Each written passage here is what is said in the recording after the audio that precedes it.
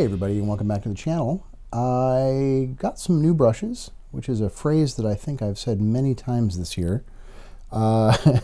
These are the new brushes from Warcolours, and Warcolours, of course, is that little company in Cyprus that I've been purchasing paints from recently.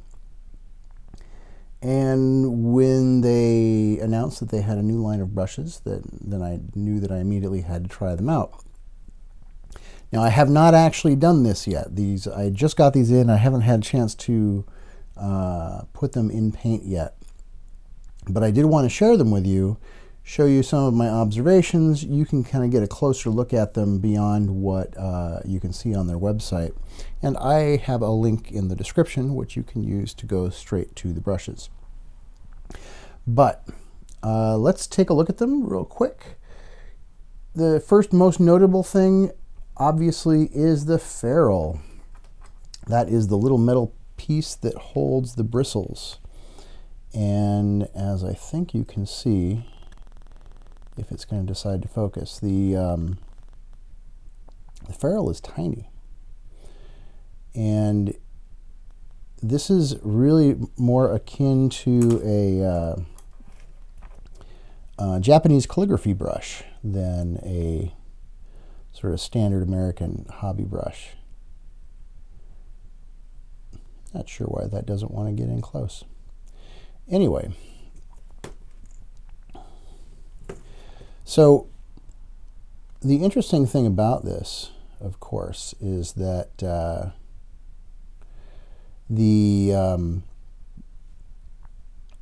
what this is going to make it possible to do is to kind of choke up on your brush and perhaps get a little bit more control than you might otherwise.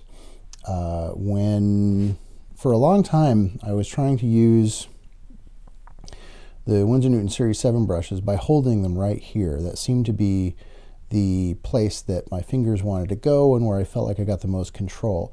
But that would really bite into my fingers, and I tried wrapping it with tape, and that didn't really make it any more comfortable, so that I ended up moving my hand back to the sort of fat portion of the handle, which I've been doing ever since.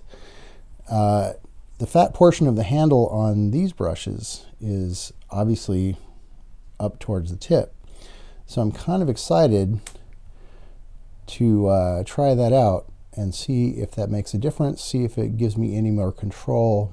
I don't know. And again, like I said, I used to try to do that back in the day. And the more, I'd never move my hand farther forward than that because it was just too narrow. And for a long time, I was using Japanese calligraphy brushes on some of my larger projects when I used to do a lot more resin models, and I really liked those brushes, but I haven't used them recently because I can't find them in sizes that are useful for miniatures. Now, other differences, they're not many actually, aside from the handle. As far as sizing goes, so this is a number 1, and this is a number 1 Winsor Newton Series 7. And if you look close, you can see that they're very similar, but they're not the same. It appears to me that the sizing on the Warcolours brushes runs slightly small compared to Winsor Newton, which is fine. Everybody varies a little bit. But that does mean that, for example, if I really wanted to get something the equivalent to this number 1, I would probably want to buy their number 2, which is a much closer match. The bristles are Kolinsky sable. They do have that feel. There is a variety of quality in the Kolinsky sable, and I've seen things that have been called Kolinsky sable that feel much harsher than the Winsor Newtons, but these seem to feel pretty good, so I have good feelings about that. The other big difference is price.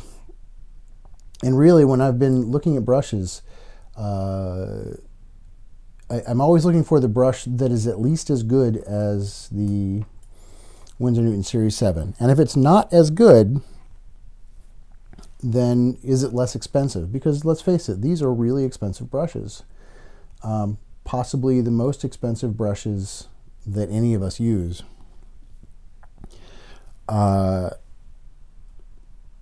So these are actually really inexpensive. The Warcolours brushes run from about €3.50 to about just under €4, which translates to dollars about $3.75 to just over $4. So that would mean that you could buy 4 or 5 of their brushes. You could buy like a whole set of the Warcolours brushes for the price of a Winsor Newton Series 7 brush in a size that one might normally use, which is fine if you can get a lot of use out of them. And that's the thing that I've always found about the Series 7s is that yes, they can be 5 times more expensive than a cheap brush, but you're going to get at least 5 times more use out of them, and the useful life of them is better in that a good brush is easier to use. A good brush, holds a point for longer. You're not fighting with it for months and months, until you finally decide to get rid of it and replace it, or even less than that. I always feel like every brush is good the day you bring it home, and the real difference in quality is how long does it remain useful. And for cheap brushes, it's usually not very long. In terms of comparisons with other brushes I've gotten recently, well, obviously I don't have a full opinion on these brushes yet because I haven't used them.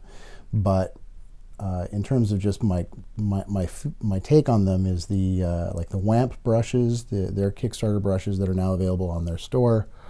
Are nice, feel very much like the Series 7 brushes, but they're not really anything like a savings, and so I might as well just stick with my Series 7s, especially because they come from the UK, and so shipping them over here isn't cheap. If I was in the UK, I might be tempted to use them more often. The others being the Games and Gears brushes.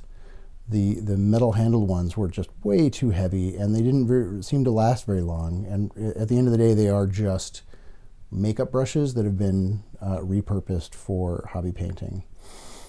And so as soon as I got done testing those for review, I stopped using them. In fact, I'm not even sure where they are at this point. So I have high hopes for these. I really love Warcolours paints, so I'm hoping that I will equally love their brushes.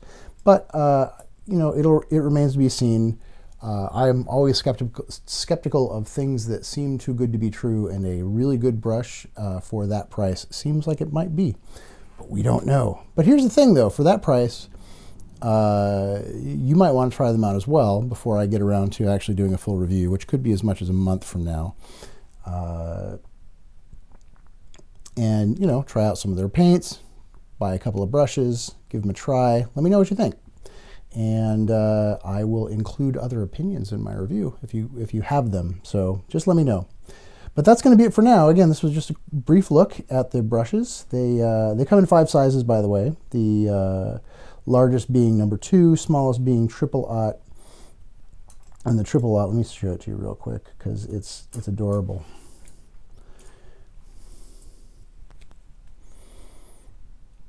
I don't know if you can even see that. I'm having trouble with the focusing today, so I